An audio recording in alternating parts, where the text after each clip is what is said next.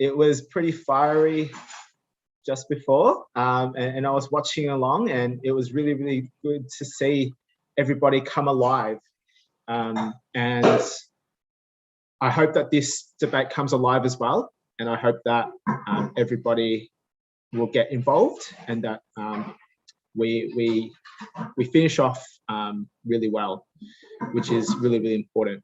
Before I introduce our speaker for the debate, I think we're live. Megs has gone live, like live. So I think we'll start by acknowledging country. I would like to acknowledge the traditional custodians on land from which I am, the Wurundjeri people of the Kulin Nation, and I would like to pay respects to their elders, past, present, emerging, and also extend my respects to any First Nations people that are here in this meeting today, and anybody who's watching at home as well. This debate is the final debate of the YMCA Victoria Youth Parliament for 2021, and I'm really, really excited to be here with the Assembly and introduce the speaker, who will introduce herself in a second. Hello, Madam Speaker. Hello, youth parliamentarians, youth press gallery journalists, and for those watching at home. My name is Talia Biggs. I use she, they pronouns. I'm a proud Barkindji woman living on Wiradjuri country. I want to acknowledge the traditional custodians of lands on which I'm sitting on. I work, and I want to also acknowledge the traditional custodians across Victoria from where we're all zooming in on today. I'm really excited for this debate. This is the last debate for the program, sad face, but I want this one to go out with a cracker. I want this to be a big bang. I want this to be a very memorable debate, and I want this to be a great experience for everyone. So if you have not had a couple of times to speak throughout the week, please make it your best try to just get up and say, if it's 3 words, great job. If it's 1 word, even better. Just get up and speak and make this the best debate that it can possibly be. I was told that this is a very fiery house. I'm very much looking forward to having a good fiery debate with you all. Back to you, Heath. All right, so just before we begin, a couple of reminders. Just keep everything respectful. We love fiery, but keep it professional and respectful as much as possible, and that this is the final debate, and not and every argument that comes out may not be everybody's personal opinion as well. So just keep that in mind, and that at the end of the day, when you vote as well, keep the idea of the bill in mind and of the actual clauses itself as well. I will leave Talia to start the debate then. I call on the sponsor of the bill, the Honourable Member. Speaker, the Honourable Member Noble. Speaker, I move to pass a bill titled Equal Access to Education Bill 2021. The question is that the bill now be read a first time. All those of the opinion say aye.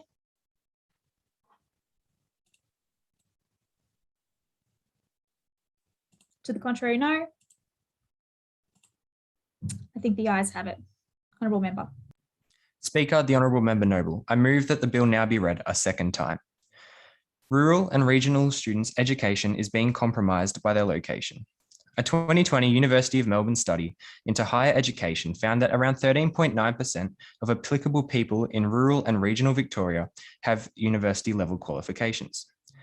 The same report found that 24.3% of the total applicable Victorian population have a university-level qualification. One thing is made clear by these statistics: the difference in regional and rural levels of education compared to Melbourne is astounding. Over time, many people have hypothesized that the reason we see this is lack of aspiration. But aspiration is only possible when the possibilities are made apparent. We are shaped by the world around us, and as young people, we have a right to care, support, and opportunity. Regional and rural students are finding themselves in a place where the possibilities are clouded by an unnecessary fog, and it is our responsibility as young changemakers and students to highlight this issue. When a young person finds himself in a household in which neither parent has completed further education and neither parent has ever thought of pursuing further education, this possibility never occurs to the child. If I wish to pursue a job that does not require a further education, that's fine. Those jobs are essential to uphold our economy, but at least I did so knowing full well that it is what I wanted to do. It sounds as though I am blaming this on parents, but this could not be further from the truth. Remember, as we grow, we can only become what we see. And if a parent was never offered that opportunity, how can we expect them to be able to offer it to their children? The answer is school. School is the only place in which we can guarantee that no matter where in the state you live, you receive education, exposure, and opportunity. Equality in the education we receive is an extremely important thing because all students should have an equal opportunity to pursue their dreams. I know it sounds cliche, but it's true. I must acknowledge here that these issues are felt by students in metro areas, but the greater average poverty, lower average education level, and the lesser access to further education amplify this issue, creating a much more severely widespread problem within regional and rural Victoria. Currently, though, I would argue differently. Some would say the education being received is equal, but to have a truly fair system, we need equity, and to achieve equity, we need to be focusing on those who need help most. The problems students in these areas face include the previously listed decreased education levels and likelihood of poverty, but also because of location include increased travel times, decreased access to information and resources, and decreased access to tutors and support. Our bill will provide a package to regional and rural schools and students that allows them to gain the access to education, opportunity, and exposure they so sorely need. Within our bill, we have focused on 5 main points that will increase the education quality these students receive and fix existing problems within regional and rural Victorian schools. Our bill will increase the amount of money students receive to go towards camps and excursions, allowing greater exposure that encourages exploration of new ideas and exciting possibilities. We will employ more tutors in person and online for those who cannot travel. Less universities within regional and rural areas means less university students, the main people providing tutoring services. I speak from Bendigo, one of the largest cities in regional and rural Vic, where lack of tutors is something I hear about constantly at school. We will increase access to technology and internet services. The ongoing pandemic has highlighted the number of students who do not have access to internet or reception, with many having to go into schools and study remotely from classrooms. We will increase students' access to information. Small regional cities are less likely to have libraries that provide access to essential resources, spare textbooks, a safe place for students to study, and resources to further extend their study and knowledge. By funding school libraries, these resources can be provided by the school and will be accessible freely by students. We will also introduce mandatory careers and future study expos, which we have found to be few and far between, often requiring travel that many students can't make time for. The disadvantage these students feel is not some idea that we have invented. There is a reason that our ATARs are boosted upon completion of Year 12, but that is a band-aid fix, which is honestly ineffective. How can we take this final mark as a student's full potential when they are not supported enough throughout their learning, and in many cases don't even understand the benefits of achieving? By addressing these issues and adding that extra layer of support, we believe that we can give regional and rural students the opportunities they deserve. And by doing this, decrease poverty in these areas, increase the economy of Victoria. We cannot expect students to do their best if they are already disadvantaged by location, which with the resources of Victoria is something that should not even be a factor at all. These students are disadvantaged before they even set foot in a classroom, and we cannot change this if we do not offer extra support. Through the methods in our bill, we will boost the efficacy of regional and rural students and create an equal and just education system. Thank you. I call on the main refuter for the bill.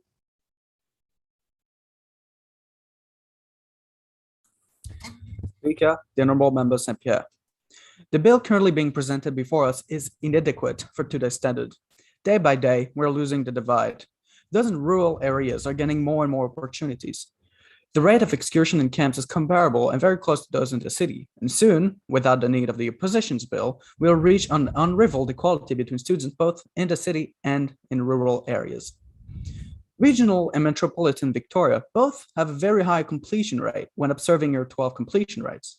Now, resources overall are accessible relatively anywhere. Today, we have phones, we have online books, and libraries also present nearly in every town. I know because I live in one.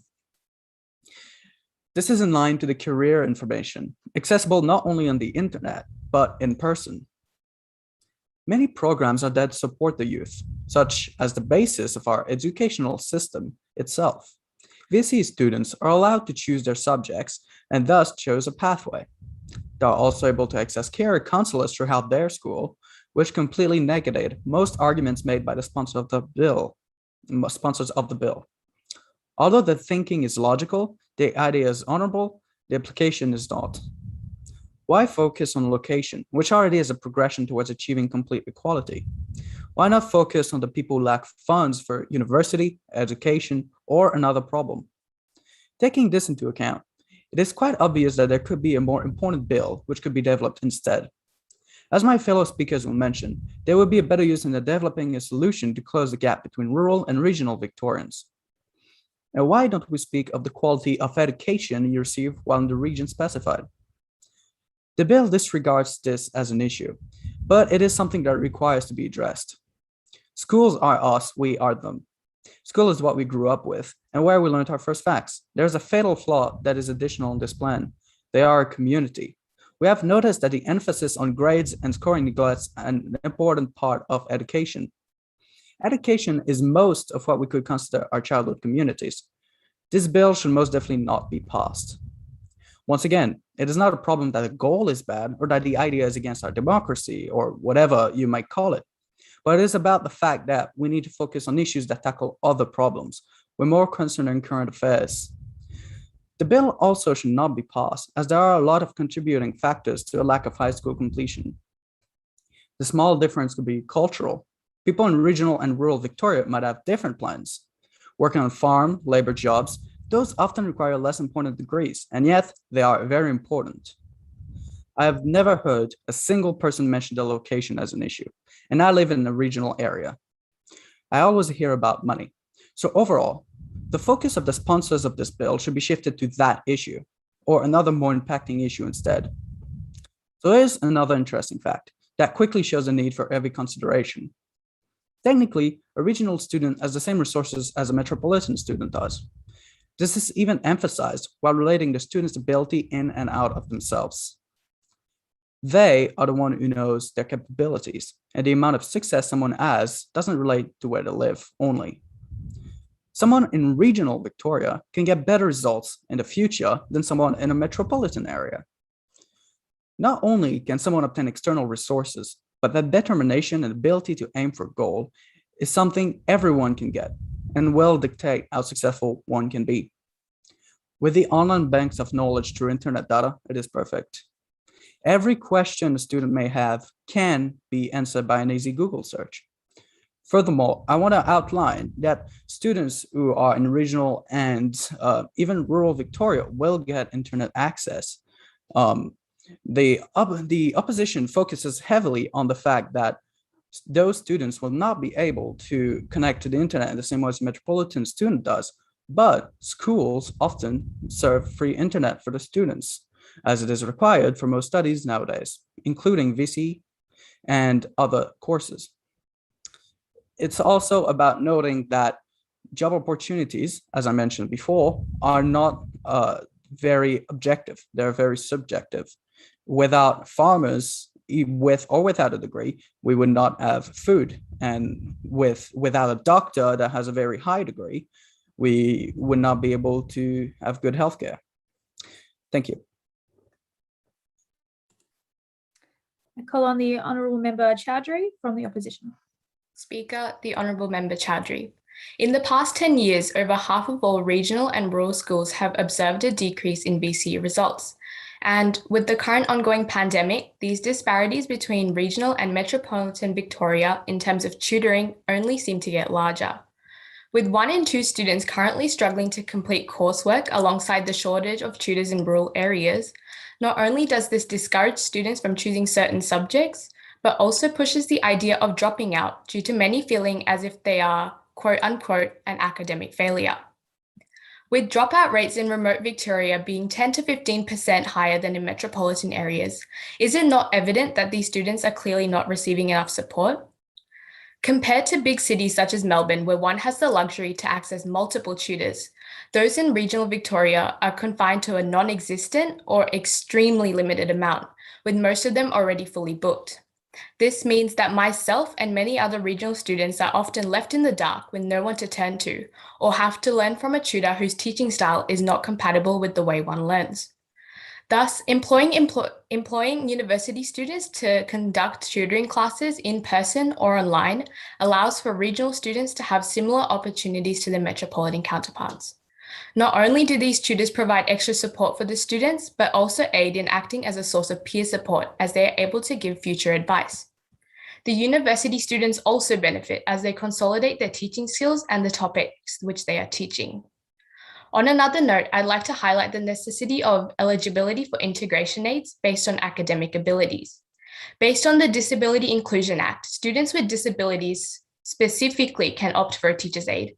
Whilst this is extremely important, those who do not have a medically diagnosed disability and instead are significantly below state average in terms of academic scores should still have the right to be eligible for an integration aid in order to gain more support. Thank you. I now call on the Honourable Member Mudd. Speaker, the Honourable Member Mudd. I can get behind the incentive of this bill, but this bill claims to provide equal access to education to those of rural and regional areas. However, the emphasis on individual student learning is clear. It is essential that while individual students are provided with the best education, that we also focus on creating a cohesive and engaging learning environment where students have the best learning experience in the classroom. I think we can all agree, and as someone from a regional school, an engaging classroom is key to a great learning experience. Therefore, it should be the prime focus on providing what is needed to reach that. A classroom with all the right equipment, necessities, and a great teacher, among other things, and what we should be focusing on and achieving. These are essential in providing an education that is adequate across the whole of Victoria, and what will allow all Victorian students the chance to achieve their goals. Additionally, under Clause 6, subsection 6.5, paragraph A of their bill, it is stated that a residential camp shall be coordinated for those students who meet the following criteria. That criteria being those in rural and regional who are deemed high achieving by the schools. This is, simply put it, an act of favouritism. What prevents other students who may not be deemed high achieving from gaining the experience of a residential camp? This is not equal. I can understand why you might give high achieving students opportunities, but I do not believe it's equal access to education when certain students are eligible for programs while others are not. Will other students have such opportunities? High achieving students should not be subjected to more opportunities any more than other students. We should be providing residential camps for all students who wish to participate. I agree that schools within all areas should have equal education access. However, this bill is flawed and changes will need to be made. Thank you. I now call on a member from the opposition, the Honourable Member Hunt. Speaker, the Honourable Member Hunt. Many schools in rural and regional areas are tackling issues of an increasing under-resourced shortfall to provide quality education. Every Victorian child has a right to a safe, inviting, well-resourced and supportive quality education, with equal access to the equivalent of available educational opportunities. Public schools in rural and regional areas do a very good job in difficult circumstances, striving to provide for all students' needs. But the reality is that rural and regional schools and families face a whole raft of different challenges that metropolitan schools don't.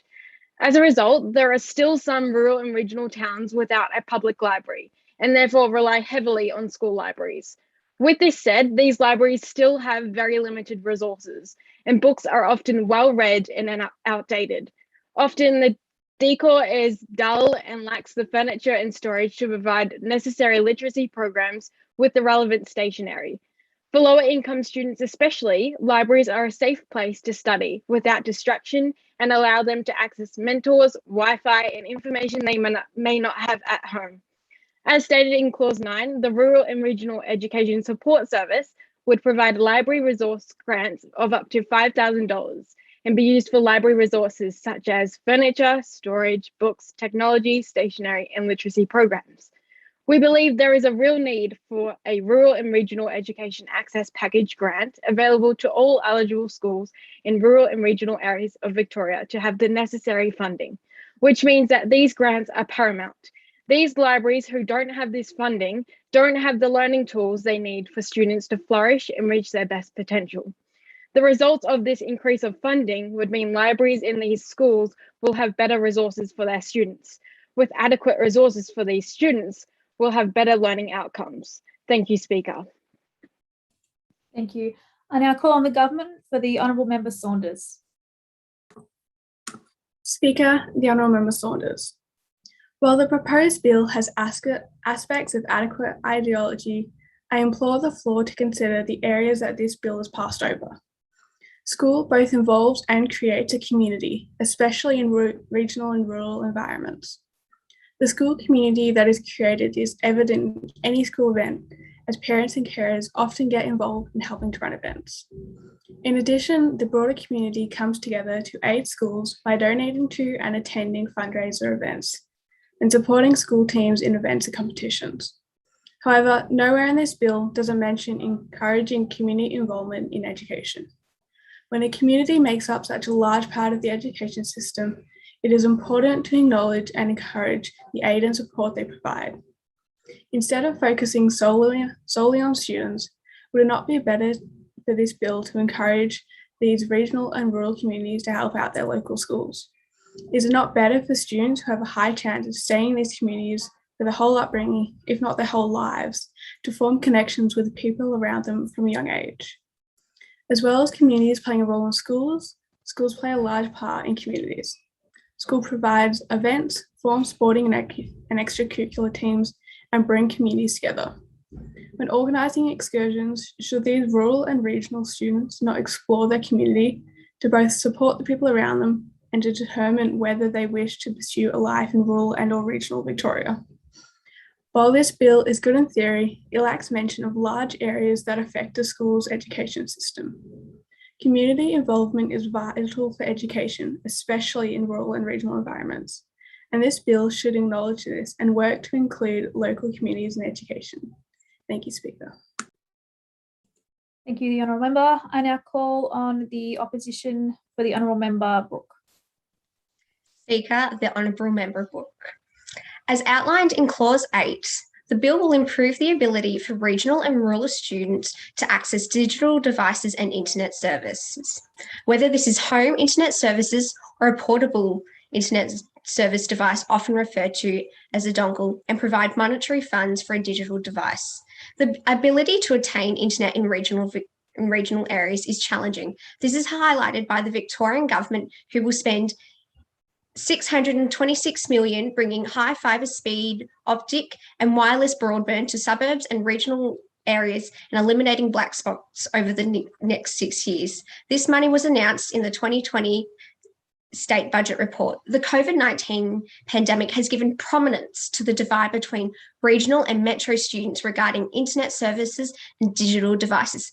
There are so many different stories in the news of children and university students who don't have a stable internet connection to complete their remote learning. When schools closed, metro students within just a few days were able to adapt to a new learning system, where students in regional areas took them weeks to be able to be settled down because of these disruptions.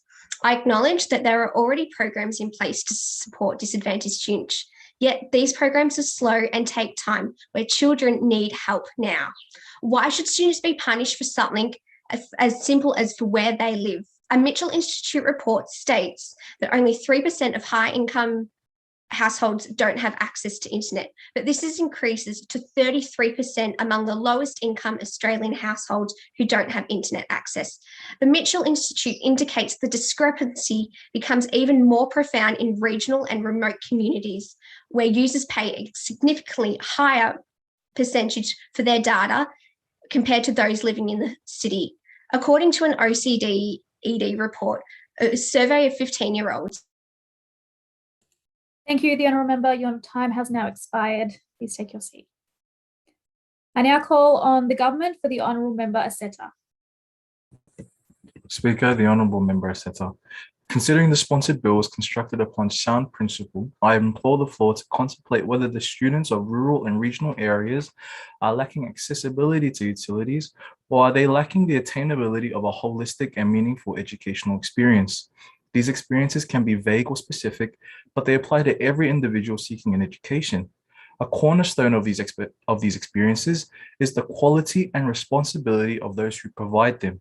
Upon closer inspection of the bill, there is no mentioning of support from the established commission towards those that impart education and educational advice in rural and regional areas.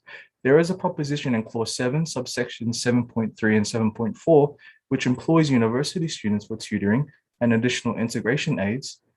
However, where is the support for the currently appointed teachers tutors, staff, and principals. The expert advisory panel for rural and regional students, established by the Deputy Premier and Minister for Education, pointed out that in an annual report that the attraction and retention of quality principals, teachers, and support staff is a challenge for these areas. Furthermore, the report states that a strong, engaged, and supporting teaching workforce are a critical element of ensuring our rural and regional schools and students succeed. I tenderly recommend the sponsor team to reconsider whether the focus of support should truly be upon the accessibility to external and short-sighted services, or the reformation and upgrading of the current educational services available. Thank you. Thank you, Member Aceta. I now call on the opposition for the member, Honourable Member Thomas. Speaker, Honourable Member Thomas. I would like to pose this question to the Assembly. How many of you have an answer to the age-old question of what do you want to be when you're older? Personally, I have bounced from aspiring to be a paediatrician to a paramedic to then study forensic science or criminology. But in reality, I still don't know what career I want to go into yet, and that's okay. Although I would have loved to have a resource as valuable as the careers exhibition in my regional city rather than Melbourne.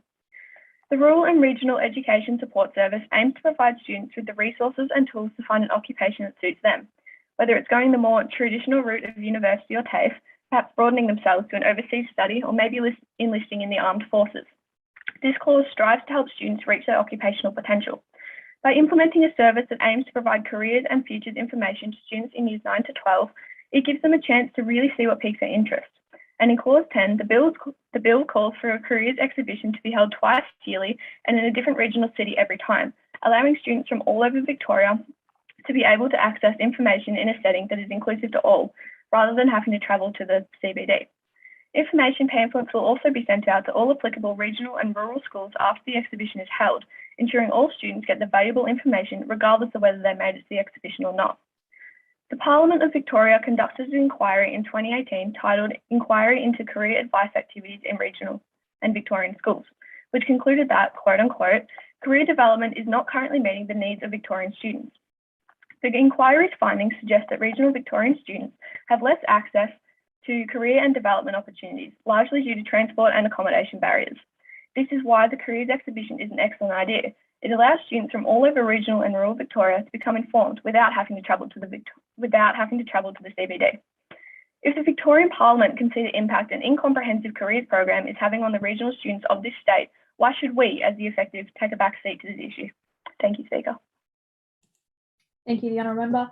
I now call on the government for the Honourable Member Gupta. Speaker, the Honourable Member Gupta.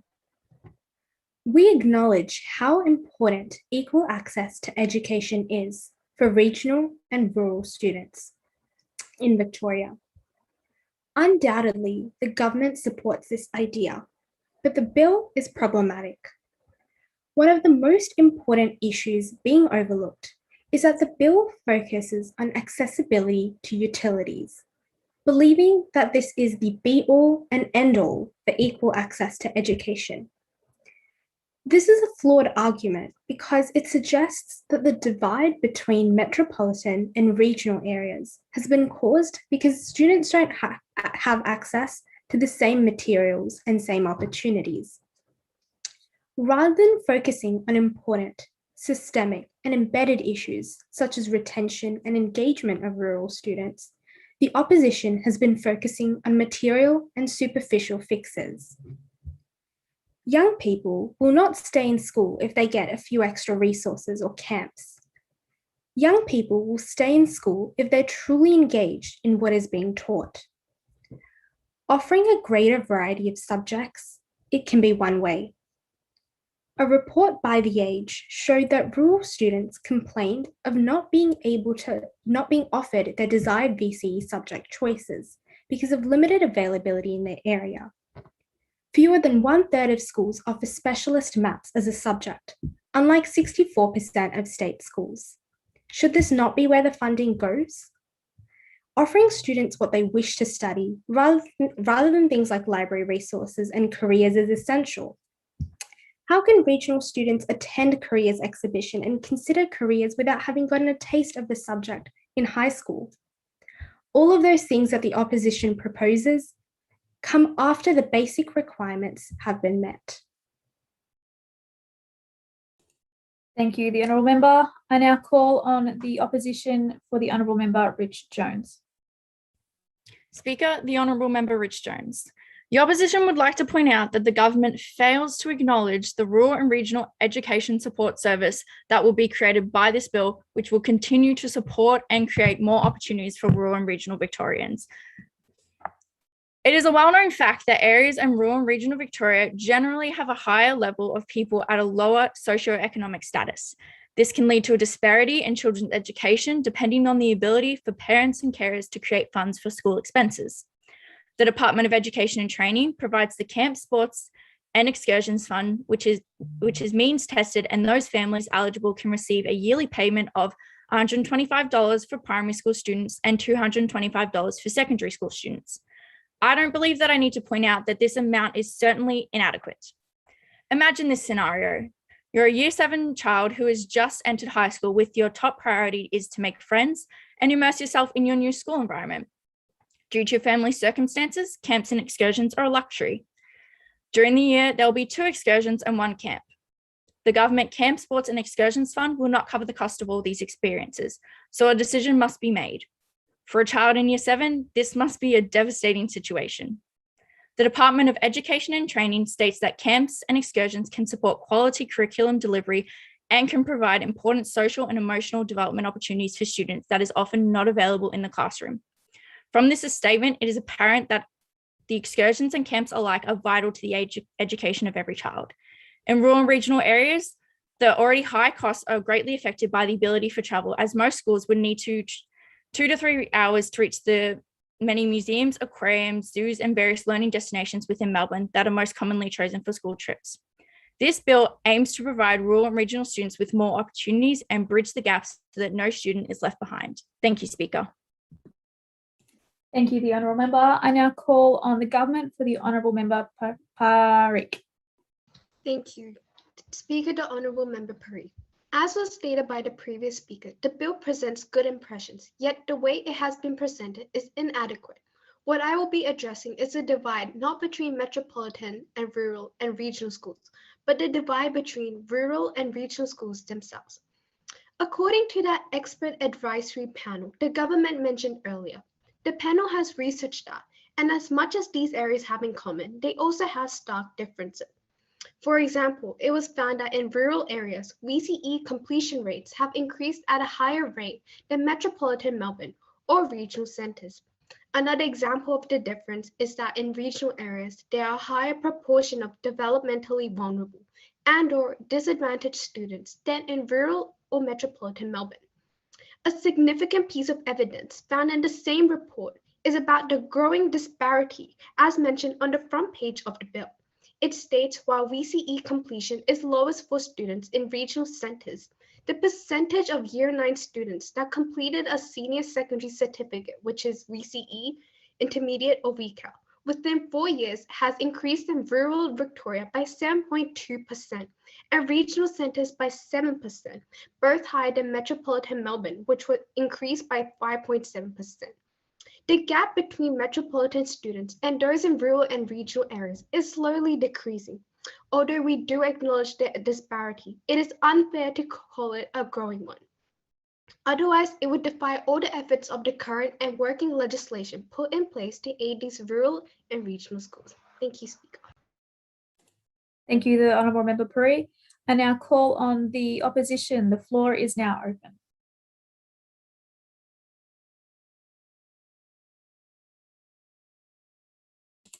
The Honourable Member Dow. Speaker, the Honourable Member Dale. The Minister for Education, James Merlino, ordered the establishment of an expert advisory panel for rural and regional students to examine exactly why regional students are falling behind their metropolitan counterparts and make recommendations on how to address this critical issue. This shows that there is a significant achievement gap between regional and metro Victorian students. Thank you, Speaker. Thank you, the Honourable Member Dow. The Honourable Member No. You got the Honourable Member No. I'd just like to highlight for the opposition that education is not something that you can have a blanket solution to. It's a case-by-case basis. So there are many students in university right now that are absolutely killing it, but are from rural areas, such as there's a student that I know personally that has actually published a proof while they were in year 9 that was actually published in a academic journal, and that the most important thing in changing, bringing reform to the education system for rural and regional areas is not just providing them the means to do it, but also changing the culture around school and education. Because you could have the best teachers in the world, but it's entirely almost solely based on how the students view education and their career. Such as Malala, who, despite all the obstacles and adversity she has faced, has pursued education to a relentless state. And that is a clear example of how the education is, how far a student will go in education is based off their view on education and how much they desire it. Thank you, Speaker. Thank you, the Honourable Member. I now call on the opposition for a speaker.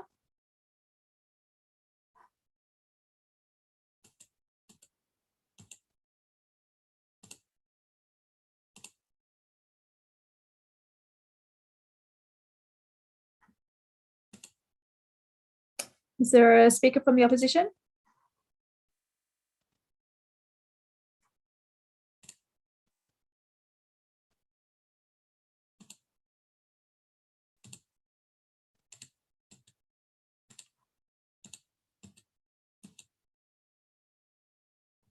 Let's give it a crack.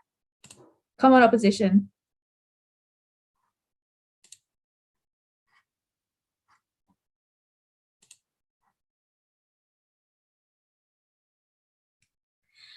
A half a word, any amount of words.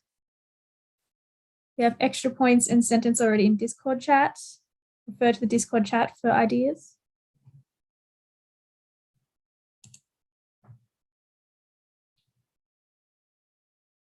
The Honourable Member Hackett.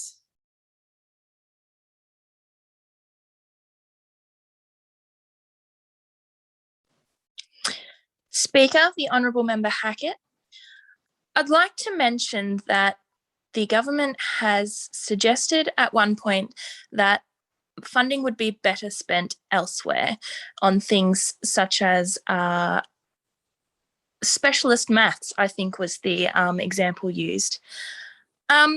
If we take the funding and use it for things that the opposition is suggesting, then maybe the schools would be able to put their funding and allocate it in places such as specialist maths and subjects where potentially they would not be able to had they not got this extra funding.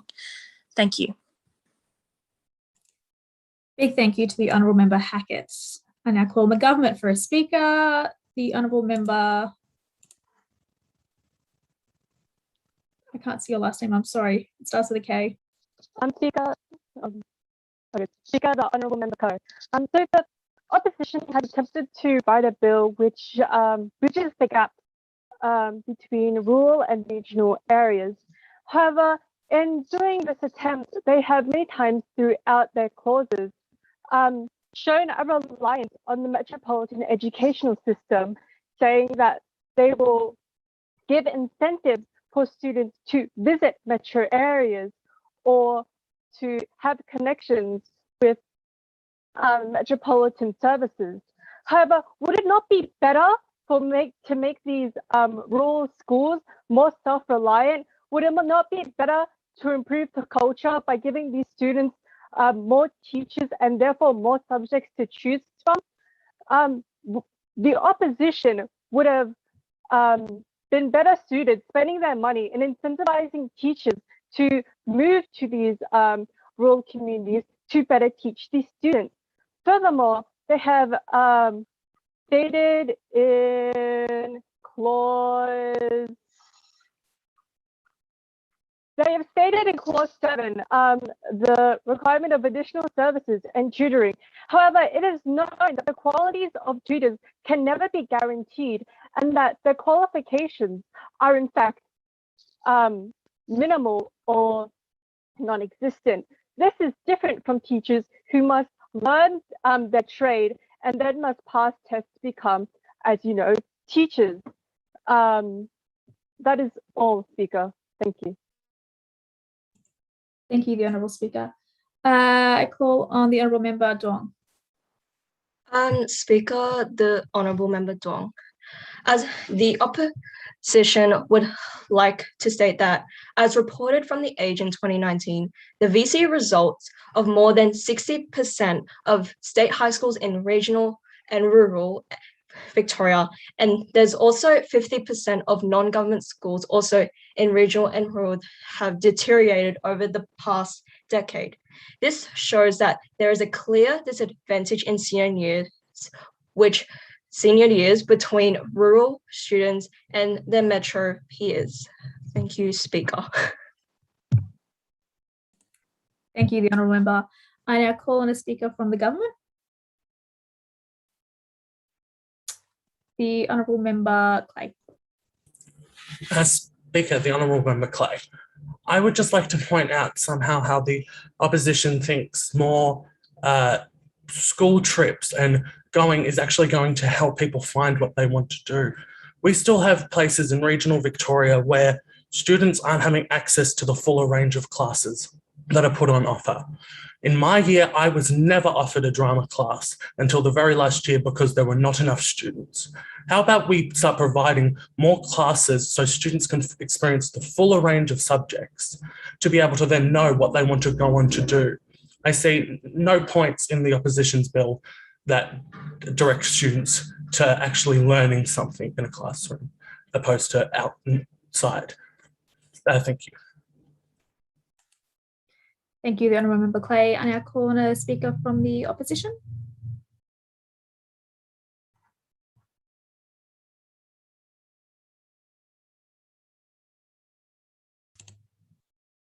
The Honourable Member Crosby, did you have your hand up?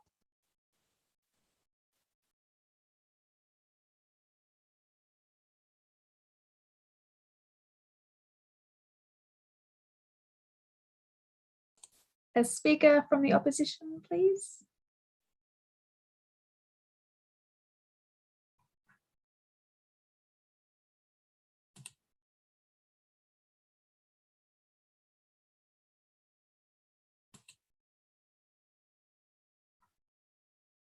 There are no more speakers. I call on the sponsor of the bill for their right of reply. Speaker, the Honourable Member Noble. It was highlighted that community makes up a big part of regional and rural learning. This is true, and this is why it is not focused on. It is a big part of these places and is not one of the areas that is lacking. Within regional and rural Victoria, there are many education problems. Multiple times other issues were highlighted by the government. It cannot be argued that one problem should not be focused on because other problems exist. Problems across the state must be tackled individually, otherwise our legislations will have holes and leave out people. It was also said that we need farmers and blue-collar workers, and this alludes to a temperament I find deeply troubling. It sounds as though the government is saying that because these jobs are important, we should discourage regional and rural students from completing further education. It was said that we need to build on the current education system, and by boosting already existing programs, I would say that this is exactly what we are doing, if not the only point of our bill. Classes like specialist maths or drama, as stated by multiple members, do not exist in regional towns because of lack of interest. By expanding our education system, we aim to increase interest in all subjects, and this will allow these classes to run. Honourable Member Coe said we need to focus on regional towns. The point of our bill is to decrease travel for students by increasing access within regional towns, so I'm unsure as to what the member was citing. Another point raised was the existence of outstanding cases, but those are rare. Very, very rare, and cannot be used as a solid argument. We have experienced and seen these issues and know exactly what can help these students. If we, the young people of Victoria, do not press that we want change, then who will? Thank you. Thank you, the Honourable Member Noble. Where's my script?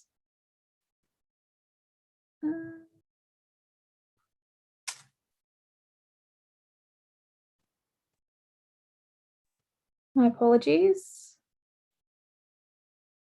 The question is that the title of the bill, Equal Access to Education Bill 2021, now be read a second and third time.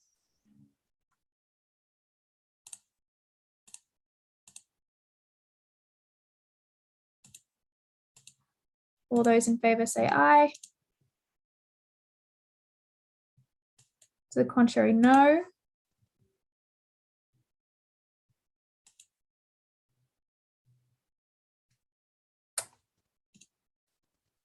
Can I please get a count vote in the chat?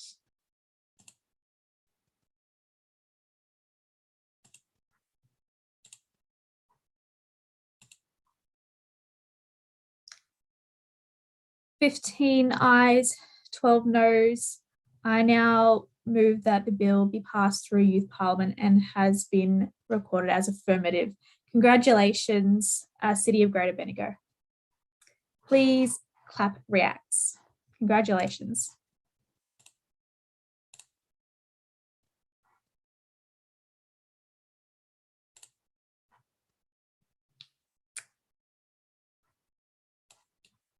Loving the chat right now. It's very positive. We love that. Congratulations, everyone. Thank you very much for a great debate. That is now the final debate. Sitting days are over. That was the final debate of Youth Parliament. Congratulations to everyone. You all done a massive, wonderful, terrific 10 out of 10 Yas Queen job, everything. Just very, very proud of you all. I can see that task force members are very much proud of you all. Just look at them go. I will now pass it back to Heap.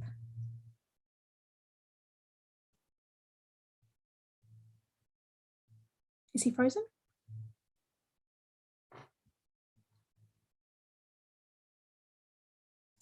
I will not pass it back to Heap because he might have accidentally kicked himself out.